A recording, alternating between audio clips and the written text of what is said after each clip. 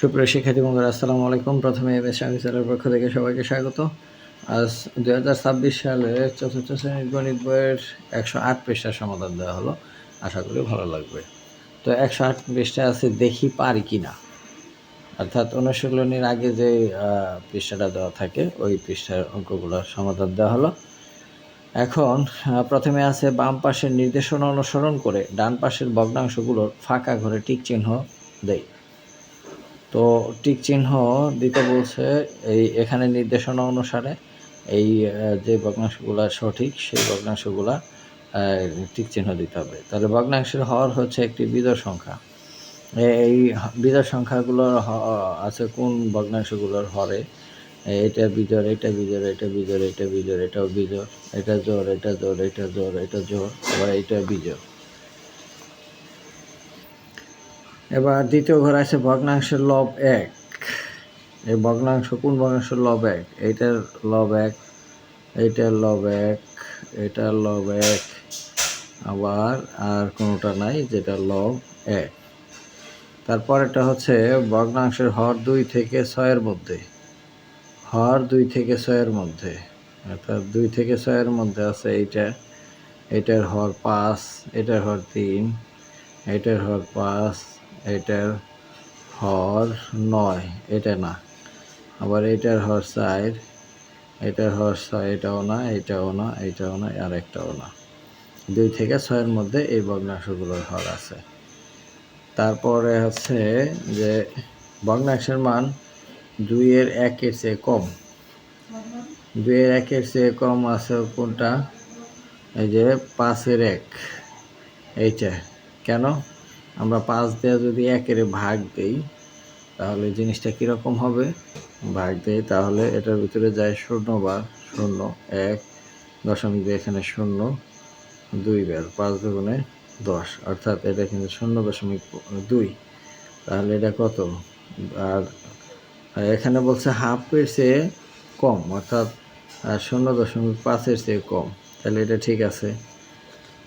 এরকমভাবে এইটা ঠিক আছে, আবার এইটা ঠিক, এটা নাই, এইটা ঠিক আছে।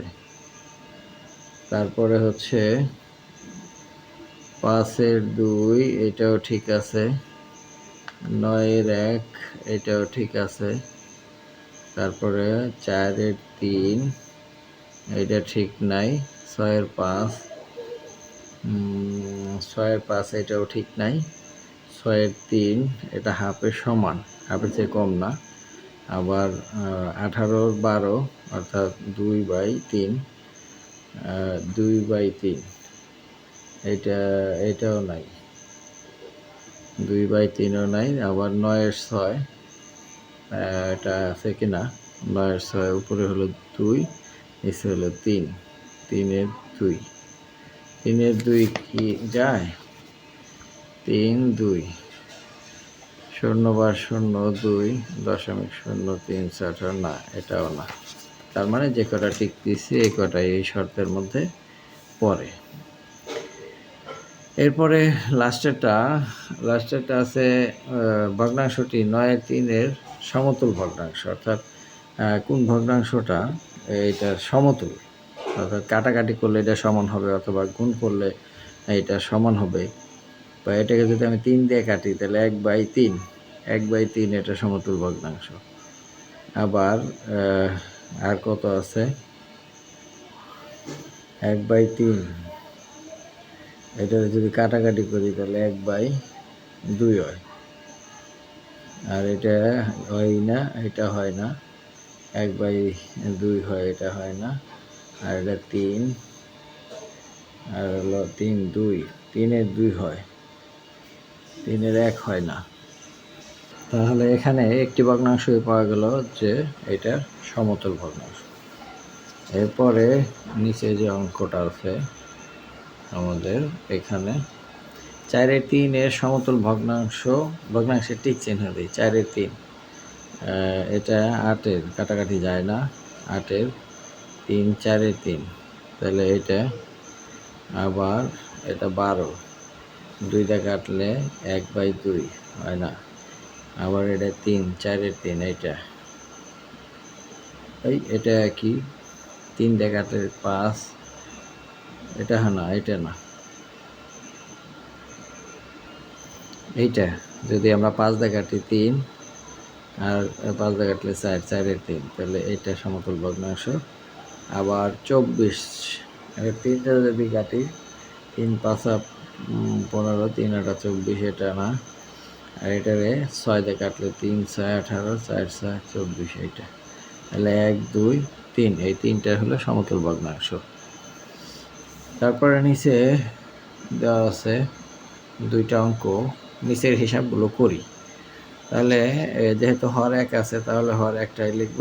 আর এখানে 5 বিয়োগ হচ্ছে 1, এখানে 6, 5-এ থেকে গেলে কত 4।